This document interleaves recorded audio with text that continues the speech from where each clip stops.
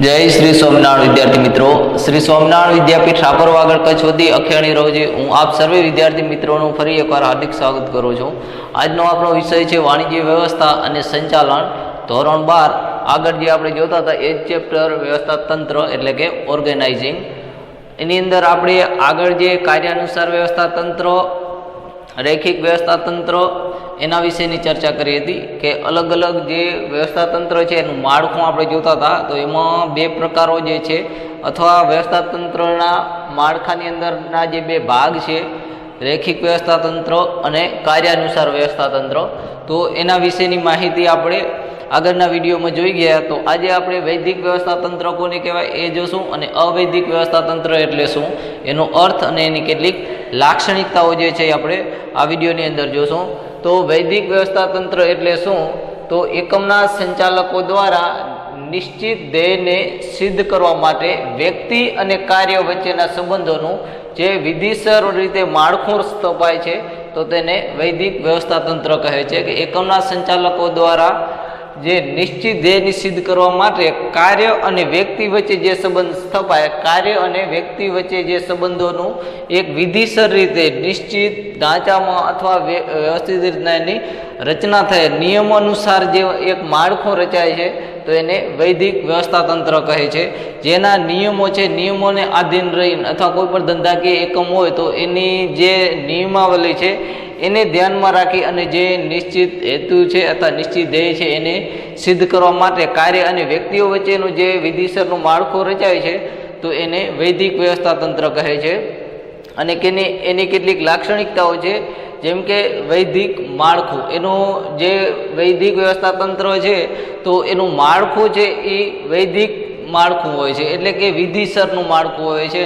जे आगळ आपणे जोयो तो नियम अनुसार ए रचायेलुं होय छे, कुदरती रीते के आपोआप रचाई जतुं नथी। एना जे नीति नियमो छे नियम अनुसार एनी रचना थाय छे। त्यारबाद छे अपरिवर्तनशील, के जे पण कर्मचारी छे जे जग्याए एनी निमणूक करवामां आवी तो एनी जग्या बदलवी ए अनिश्चित होय छे अथवा बहु ओछुं आवुं बनतुं होय छे। एटले जे वैदिक माळखुं छे अपरिवर्तनशील छे, एनी अंदर वारंवार अथवा जे संबंधो रचायेला छे तो एनी अंदर कोई पण प्रकारना फेरफार थई शके छे नहीं, अथवा एनी अंदर वारंवार फेरफार थई शकता નથી। જે જગ્યાએ જે વ્યક્તિની નિમણૂક થઈ તો એની જગ્યા છે એ ફિક્સ થયેલી જ હોય છે। જેમ કે મેનેજર છે તો એની નીચે કાર્ય કરતા સુપરવાઇઝર છે, તો મેનેજર અને સુપરવાઇઝરના જે સંબંધો છે એ નિશ્ચિત રહેશે, એની અંદર કોઈ પણ પ્રકારનું પરિવર્તન લાવી શકાશે નહીં। એમ ઉપરથી નીચે સત્તાની સોંપણી, કે જે આગળ આપણે જોઈ ગયા હતા રૈખિક વ્યવસ્થા તંત્ર, કે સત્તાની સોંપણી છે ઉપરથી નીચેની તરફ થાય છે।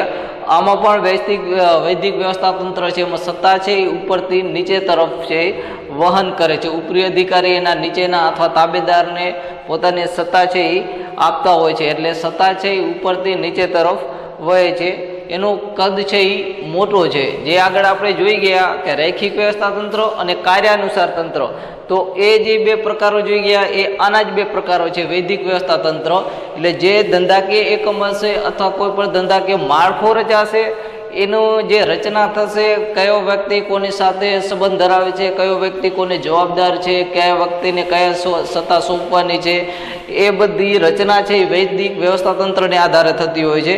એટલે એનું કદ છે વિશાળ હોય છે। આખા વ્યવસ્થા તંત્રના એક વ્યક્તિ અન્ય વ્યક્તિ સાથે કઈ રીતના જોડાયેલ છે અથવા કયા સંબંધથી જોડાયેલ છે, એ એને કઈ રીતના જવાબદાર છે, તો એ રીતની જે આખી એક સ્ટ્રક્ચર બનાવે છે તો એ વૈદિક વ્યવસ્થા તંત્ર છે। એટલા માટે એનું કદ છે વિશાળ હોય છે, મોટું હોય છે। ત્યારબાદ ચોક્કસ સંબંધો, કે એના સંબંધો છે એ ચોક્કસ હોય છે, એના સંબંધો છે એ નિશ્ચિત હોય। સુપરવાઇઝર અને કર્મચારી વચ્ચેના સંબંધો, તો એ સંબંધો છે એ નિશ્ચિત હોય છે। એને પોતે જે તે જવાબદારી સોંપાયેલ હોય અથવા જે જવાબદારી સોંપી તો એના અનુસાર એને એની સત્તા છે એ સોંપવામાં આવતી હોય, એટલે જે સંબંધો છે એ ચોક્કસ હોય છે। પછી માહિતી સંચાર છે એ પણ વૈદિક રીતે થાય છે। બિનજરૂરી માહિતી અથવા જે ધંધાકીય એકમને લાગુ પડતી ન હોય અથવા જે આપણે ધ્યેય સિદ્ધ કરવાનું નિશ્ચિત કર્યો છે એ ધ્યેયને સાથે જોડાયેલી માહિતી ન હોય તો એ માહિતી સંચાર એની અંદર થઈ શકતો નથી। જે ધંધાકીય એકમને માટે જરૂરી છે, જે આપણો હેતુ છે એને સિદ્ધ કરવા માટે જરૂરી છે, એવી જ માહિતી સંચાર છે એ વૈદિક રીતે એનો સંચાર થતો હોય છે। તો આ એના કેટલાક લક્ષણો હતા. વૈદિક માળખું અપરિવર્તનશીલ, ઉપરથી નીચે તરફ સત્તાની સોંપણી, મોટું કદ, ચોક્કસ સંબંધો અને માહિતી સંચાર. તો જે રીતના વૈદિક વ્યવસ્થા તંત્ર છે, તો બીજું છે અવૈદિક વ્યવસ્થા તંત્ર. જો વૈદિક વ્યવસ્થા તંત્રની લાક્ષણિકતાઓ હોય તો એની ઘણી બધી લાક્ષણિકતાઓ છે એના વિરોધમાં છે. તો એક લાક્ષણિકતાઓ તમે યાદ રાખશો તો સરળતાથી તમને જે અવૈદિક વ્યવસ્થા તંત્ર છે એ પણ સરળતાથી યાદ રહી જઈ શકશે. તો અવૈદિક વ્યવસ્થા તંત્રનો આપણે અર્થ જોઈએ તો કોઈ પણ સભાનતાપૂર્વકના હેતુ સિવાય સામૂહિક પરિણામોમાં ફાળો આપવા માટે આપોઆપ રચાયેલું આંતરિક સંબંધોનું માળખું એટલે અવૈદિક વ્યવસ્થા તંત્ર. અવૈદિક વ્યવસ્થા તંત્ર એટલે શું? તો એનો સભાનતાપૂર્વકના હેતુ સિવાયનો હોય છે. એનો આપણે આગળ જોઈએ કે નિશ્ચિત હેતુને સિદ્ધ કરવા માટે જે માળખો રચાય છે તો એ વૈદિક હોય છે. જ્યારે અવૈદિક વ્યવસ્થા તંત્રની અંદર આવો કોઈ હેતુ છે એ નિશ્ચિત હોતો નથી. એટલે સભાનતાપૂર્વકના હેતુ સિવાય સામૂહિક પરિણામોમાં ફાળો આપવા માટે, સામૂહિક પરિણામ જે મેળવવાનું છે એની અંદર ફાળો આપવા માટે આપોઆપ રચાયેલું આંતરિક સંબંધોનું માળખું કે આપોઆપ રચાય છે એને વૈદિક રીતે અથવા એના માટે કોઈ રચવા માટે કોઈ નિયમો હોતા નથી કે પહેલેથી નક્કી કરેલું કોઈ સ્ટ્રક્ચર હોતું નથી. એ આપોઆપ રચાય છે અથવા કુદરતી રીતે રચાય છે. માણસો છે એકબીજા સાથે કાર્ય કરતા હોય તો જે એકબીજાના ધ્યેયો છે સમાન હોય, પોતાના મૂલ્યો, માન્યતાઓ, પોતાની ટેવો છે એ સમાન હોય તો એને કારણે એકબીજાથી જે સંબંધો બંધાય છે તો એ અવૈદિક વ્યવસ્થા તંત્ર છે. અથવા એના માટે કોઈ નિશ્ચિત વિધિ નક્કી કરેલી હોતી નથી. એટલે એ રીતનો જે માળખો રચાય છે તો એ અવૈદિક વ્યવસ્થા તંત્ર છે. એની કેટલીક લાક્ષણિકતાઓ જોઈએ તો એનું વૈદિક માળખું છે એ અવૈદિક હોય છે. એને કોઈ પણ આગળ આપણે જે જોયું કે એને કોઈ પણ રચના છે એ અવૈદિક રીતે થયેલી હોય છે અને માનવના આંતર સંબંધોમાંથી જ ઉદ્ભવે છે, એકબીજા સાથે જોડાય. જે આગળ જોયું કે એના મૂલ્યો છે, ટેવો છે, માન્યતાઓ છે એ સમાન હોય તો એમાંથી જ આ જે અવૈદિક વ્યવસ્થા તંત્ર છે એની રચના થાય છે. એના માટે કોઈ વૈદિક માળખું રચાતો નથી. ત્યારબાદ જોઈએ માનવ વર્તણૂક પર આધારિત છે કે માનવની વર્તણૂક ઉપર આધાર રાખે છે. જે વ્યક્તિને એકબીજા સાથે લગાવ હશે, એકબીજા સાથે વર્તનની અંદર એકબીજાને એક્સેપ્ટ કરશે તો એના કારણે એની રચના થશે. એટલે માનવ વર્તણૂક ઉપર આધાર રાખે છે. પછી પરિવર્તનશીલ હોય છે. જે આગળ આપણે જોયું હતું અપરિવર્તનશીલ છે. જે વૈદિક વ્યવસ્થા તંત્ર છે તો એની જગ્યા જે છે કર્મચારીની તો એ ફિક્સ રહેશે. જ્યારે આની અંદર પરિવર્તન થતો રહેશે. કોઈ પણ કર્મચારી છે એક વિભાગની અંદર કાર્ય કરતો હશે તો એની સાથે જે પણ બીજા કર્મચારીઓ છે કાર્ય કરતા હશે તો બેની વચ્ચે સંબંધો સ્થપાશે. પરંતુ જ્યારે વ્યક્તિ છે એક જગ્યાએથી અથવા એક વિભાગ છોડી અને બીજા વિભાગની અંદર જશે ત્યારે પોતાના જે સંબંધો છે અહીંયાથી તૂટશે અને બીજા વિભાગની અંદર જ્યાં જશે તો નવા સંબંધો છે એ સ્થપાશે. એટલે આ રીતના એ પરિવર્તનશીલ હોય છે. પછી સાર્વત્રિક બાબત કે જે અવૈદિક વ્યવસ્થા તંત્ર છે એ સાર્વત્રિક બાબત છે. એના માટે કોઈ પણ એક ધંધાકીય એકમ માટે કે કોઈ પણ ઔદ્યોગિક એકમ માટે નિશ્ચિત હોતા નથી. અવૈદિક વ્યવસ્થા તંત્ર સામાન્ય રીતે આપણા દરેક જગ્યાએ જોવા મળે છે. લોકો કોઈ પણ ધંધાકીય એકમની અંદર સાથે કાર્ય કરતા ન હોય તો પણ આ પ્રકારનું માળખું છે અથવા અવૈદિક વ્યવસ્થા તંત્રના જે સંબંધો છે એ આપણને દરેક જગ્યાએ જોવા મળે છે. એટલા માટે એ સાર્વત્રિક બાબત છે. અવૈદિક માહિતી સંચાર છે. એની અંદર જે માહિતીનો સંચાર થાય છે એ અવૈદિક રીતે થાય છે કે ધંધાકીય એકમના હેતુ માટે જ જરૂરી હોય એવી માહિતી છે ત્યાં એની જ લેવડ દેવડ થાય. અથવા અવૈદિક રીતે માહિતી સંચાર છે એ વૈદિક રીતે થાય એવું હોતું નથી. જે અવૈદિક માહિતી સંચાર છે ધંધાકીય એકમને માટે નહીં પરંતુ પોતાના સંબંધો સ્થપાય, એકબીજાથી જોડાયેલા રહે, એની અંદર પોતાની લાગણી છે એ પણ આપણને જોવા મળે છે. એટલા માટે અવૈદિક માહિતી સંચાર છે અવૈદિક રીતે થાય છે.